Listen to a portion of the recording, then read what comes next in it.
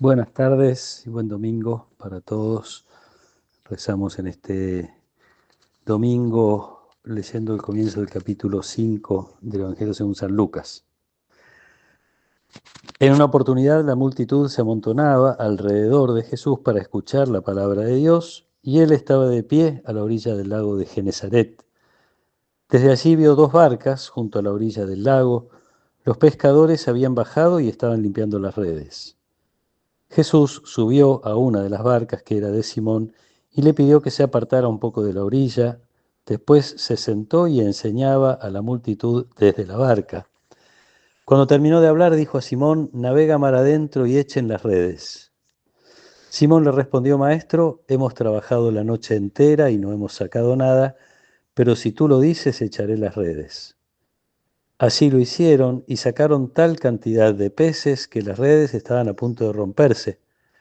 Entonces hicieron señas a los compañeros de la otra barca para que fueran a ayudarlos. Ellos acudieron y llenaron tanto las dos barcas que casi se hundían.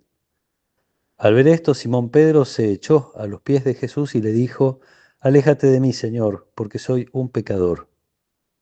El temor se había apoderado de él y de los que lo acompañaban por la cantidad de peces que habían recogido, y lo mismo les pasaba a Santiago y a Juan, hijos de Zebedeo, compañeros de Simón. Pero Jesús dijo a Simón: «No temas, de ahora en adelante serás pescador de hombres». Ellos atracaron las barcas a la orilla y abandonándolo todo lo siguieron. Palabra del Señor. Generalmente las lecturas de cada misa tienen alguna conexión entre sí. Hoy hay una conexión que es particularmente llamativa, que los invito a, si tienen tiempo y oportunidad y ganas, a detenerse, a leerlas, a releerlas. La primera lectura está sacada del capítulo 6 del libro del profeta Isaías, y la segunda es la primera carta de San Pablo a los Corintios en el capítulo 15. En la primera lectura hay un relato de un encuentro de Isaías en un momento difícil, porque Israel está exiliado, está viviendo en Babilonia, fuera de su tierra. Y en ese momento Isaías tiene una visión del trono de Dios y de Dios mismo, rodeado de ángeles y con una manifestación muy clara de la gloria y del poder de Dios. Isaías tiene la sensación frente a la grandeza de Dios de su propia pequeñez y de la pequeñez y pobreza del pueblo. «Ay de mí, estoy perdido», dice, «soy un hombre de labios impuros y habito en medio de un pueblo de labios impuros». Después de eso, un ángel toca los labios de Isaías con una brasa y le dice que su pecado fue perdonado. Entonces Dios pregunta: «¿A quién enviaré?». Isaías responde: «Aquí estoy, envíame». La experiencia de la pequeñez, del pecado, el reconocimiento delante de Dios y el envío.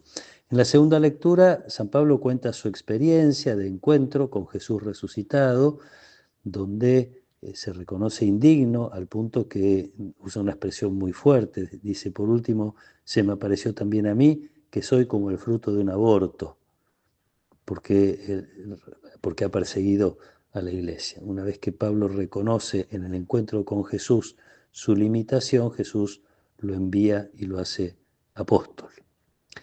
Pedro ya conocía a Jesús, y ya estoy en el Evangelio. Pedro ya conocía a Jesús, lo había visto curar a una persona en la sinagoga, lo había visto curar a su suegra en su propia casa, y frente a su casa esa tarde sanar a multitud de personas que se acercaban.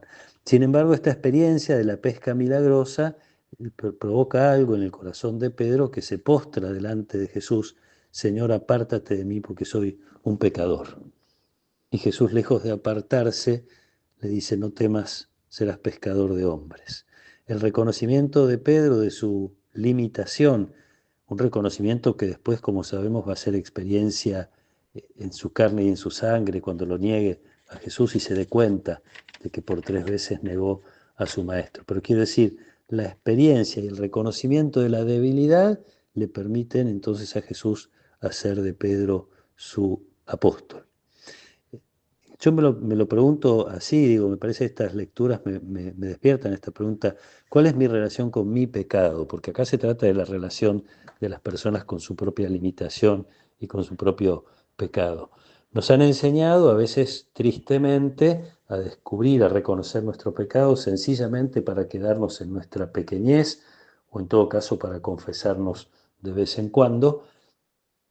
Nos han enseñado o hemos ido acostumbrándonos a veces a disimular, a no reconocer que somos pecadores, que tenemos limitaciones, vivimos por ahí un poquito más distraídos, cuando la invitación linda, insisto, de las tres lecturas en esta oportunidad, tiene que ver con aprender a ponernos delante de Dios, reconociendo nuestro pecado, no para quedarnos en él, sino para dejarnos transformar, para reconocer nuestra pequeñez, y eso significa reconocer la grandeza de Dios, y eso significa dejar que Él pueda hacer su obra en nosotros. Eh, y así como en algunas experiencias de retiros con hombres, siempre se recordaba alguna expresión que hemos escuchado muchas veces, los hombres no lloran, así como uno llega a la conclusión de que si no lloraste nunca no sos realmente hombre, o mujer, da lo mismo en este caso.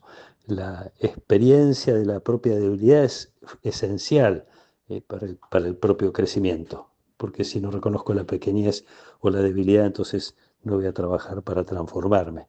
Y este es un proceso de toda la vida. De la misma manera yo diría es esto, ¿no? El encuentro con mi limitación, con mi pecado es esencial, es necesario para que Dios pueda entonces hacer su obra en mí y enviarme. Envió a Isaías, envió a Pablo, envió a Pedro. Que pueda reconocer mi propia pequeñez me va a permitir entonces reconocer dónde es el lugar en el que Dios quiere que yo anuncie su evangelio. Me parece que es una realidad muy profunda, muy linda para nuestra oración, para dedicarle tiempo y a lo mejor más de una vez delante de Jesús, en silencio, reconocer cuáles son nuestras limitaciones, orar si es necesario por ellas y entonces convertirnos en hijos, porque es el hijo el que se reconoce hijo, el que se deja cuidar y sanar por su Padre. Que nos acompañe la protección y la bendición de Dios Todopoderoso, del Padre y del Hijo y del Espíritu Santo. Amén.